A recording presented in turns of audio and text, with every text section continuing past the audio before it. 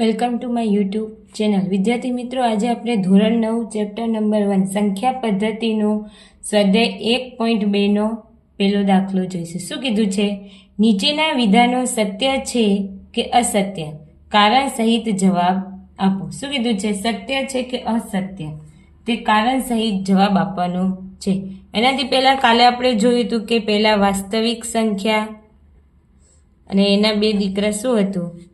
સમય સંખ્યા અને અસમય સંખ્યા. સમય સંખ્યામાં શું આવતી હતી? પ્રાકૃતિક સંખ્યા, પછી પૂર્ણ સંખ્યા, પછી પૂર્ણાંક સંખ્યા. કઈ આવતી હતી? પૂર્ણાંક સંખ્યા. એટલે એ જે બધી હતી એ કેમાં આવતી હતી? સમય સંખ્યામાં આવતી હતી. કેમાં આવતી હતી? સમય સંખ્યા. સમય સંખ્યાને ક્યુ વડે દર્શાવતા હતા. ચલો, હવે આ જે કીધું છે, દરેક અસમય સંખ્યા એ વાસ્તવિક સંખ્યા છે. હવે શું કીધું છે? દરેક અસમય સંખ્યા. જો આ અસમય સંખ્યા છે એ શું છે? વાસ્તવિક સંખ્યા. તો હા, કેમ? વાસ્તવિક સંખ્યા બધાથી મોટી છે. આમાં શું છે? ઉપરથી નીચે જતું હોય તો વાક્ય શું છે? સત્ય છે. પેલામાં ઊંધું હતું કે નીચેથી ઉપર જતું હોય તો વાક્ય સત્ય છે. અને પેલામાં શું હતું? ઉપરથી નીચે આવતું હોય તો વિધાન સત્ય હતું.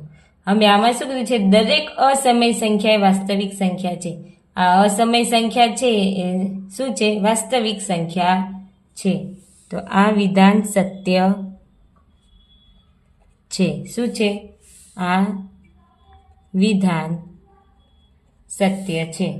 સત્ય છે કેમ કે વાસ્તવિક સંખ્યામાં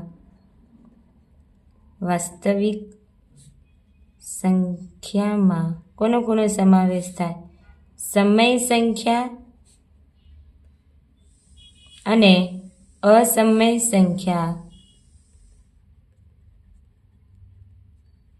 સંખ્યાનો સમાવેશ થાય છે.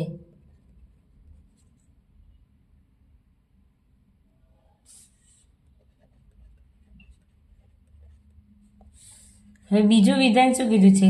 સંખ્યા રેખા પરનું દરેક બિંદુ કોઈ પણ પ્રાકૃતિક સંખ્યા એમ માટે રૂટ એમનું જ સ્વરૂપ હોય. તો અહીંયા આપણે જોઈએ, એક સંખ્યા રેખા દોરીએ. પ્રાકૃતિક સંખ્યા શું કીધું છે? પ્રાકૃતિક સંખ્યા એમ. અહીંયા શું છે? 0, આ 1, આ 2, આ 3. કોઈ પણ પ્રાકૃતિક સંખ્યા એમ માટે રૂટ એમનું સ્વરૂપ. હવે જો આમાં જોઈએ 3, 4, આગળ જોઈએ એવી રીતે. વર્ગમૂળમાં 1, વર્ગમૂળમાં 1 નું શું વર્ગમૂળ નીકળે? 1. વર્ગમૂળમાં 2 નું વર્ગમૂળ નીકળે? ના નીકળે. વર્ગમૂળમાં 3 ના નીકળે. વર્ગમૂળમાં 4 હા શું નીકળે? 2. તો શું કીધું છે? કોઈ પ્રાકૃતિક સંખ્યા એમ માટે, એટલે આ જે એમ છે એમ શું છે? 0, 1, 2, 3, 4 એમ માટે વર્ગમૂળમાં એમ સ્વરૂપ હોય છે. બધાનું વર્ગમૂળ નીકળે છે એવું કહેવા માંગે છે. સંખ્યા રેખા પર જેટલી સંખ્યાઓ આવેલી છે બધાનું વર્ગમૂળ નીકળે છે તો નથી નીકળતું. આપણે જોયું 1 નું હા, પણ 2 નું નથી નીકળતું, 3 નું નથી નીકળતું, 4 નું હા નીકળે છે. શું? 2. એવી રીતે 5 નું નહીં નીકળે, 6 નું નહીં નીકળે, 7 નું નહીં, 8 નું નહીં, 9 નું નીકળશે. એટલે જે સંખ્યા એમ છે એ બધાનું વર્ગમૂળ નીકળે છે એવું કહેવા માંગે છે. તો આ વિધાન કેવું છે? આ વિધાન અસત્ય છે. કેમ અસત્ય છે? કે સંખ્યા રેખા પર, અને આપણે જોઈએ ઋણ હોય, આ બાજુ ઋણ સંખ્યા હોય, ઋણ અથવા તો કોઈ પ્રાકૃતિક સંખ્યા એમ માટે પણ આપણે જોયું કે સંખ્યા પરની દરેક બિંદુ માટે કોઈ પણ પ્રાકૃતિક સંખ્યા એમ માટે રૂટ એમનું સ્વરૂપ હોય એ જરૂરી નથી. જોવાનું, સંખ્યા રેખા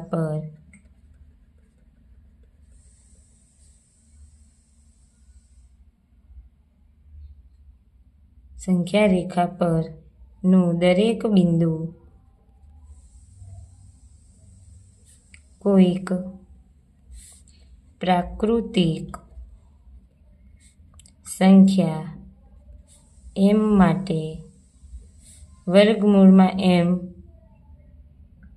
સ્વરૂપની ન હોઈ શકે. બધી સંખ્યા ના હોઈ શકે, કોઈ સંખ્યા હોઈ શકે.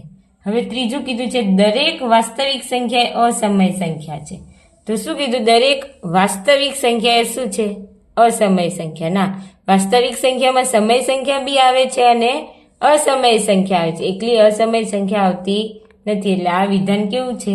અસત્ય. આ વિધાન અસત્ય છે. કેમ?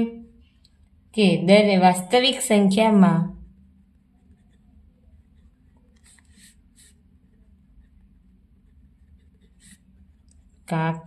કારણ કે સંખ્યામાં સમય સંખ્યા અને અસમય સંખ્યા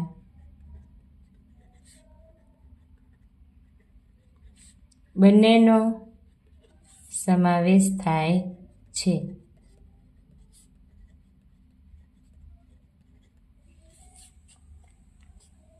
હવે જોઈએ ક્વેશ્ચન નંબર 2. શું કીધું છે? દરેક ધન પૂર્ણાંકનું વર્ગમૂળ અસમય હોય. જો ના હોય તો એની એક સંખ્યાનું ઉદાહરણ આપો કે જેનું વર્ગમૂળ સમય સંખ્યા છે. તો ચલો અહીંયા જોઈએ. શું દરેક ધન પૂર્ણાંકનું વર્ગમૂળ? હવે આપણે જોઈએ ધન પૂર્ણાંકનું વર્ગમૂળ અસમય હોય એવું કહે છે. વર્ગમૂળમાં 1નું શું નીકળે? 1. વર્ગમૂળમાં 2નું વર્ગમૂળ તમે કરશો તો કેટલીય સંખ્યા આવશે. તો એ અસમય સંખ્યા છે, પણ આ કેવી છે? સમય સંખ્યા. વર્ગમૂળમાં 3નું એ ઘણું બધું નહીં નીકળે. કેમ? ઘણી બધી સંખ્યા હશે. વર્ગમૂળમાં 4 એનું નીકળશે. 5નું નહીં નીકળે, 6નું નહીં નીકળે. ઘણી બધી સંખ્યાઓ તમારે લખવી પડશે. તો શું કીધું છે? શું દરેક ધન પૂર્ણાંકનું વર્ગમૂળ અસમય હોય? ના, દરેક ધન પૂર્ણાંકનું